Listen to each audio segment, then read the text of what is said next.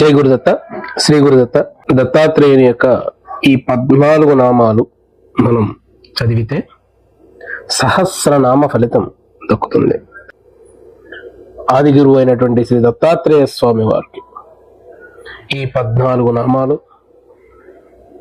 చేస్తే స్మరణ మాత్రం సంతుష్టుడైనటువంటి దత్తాత్రేయుడు సంతుష్టుడై మీరు కోరిన కోరికలు తీర్చగలిగేటువంటి బ్రహ్మ విష్ణు శివాత్మక రూపమైనటువంటి దత్తాత్రేయుడు.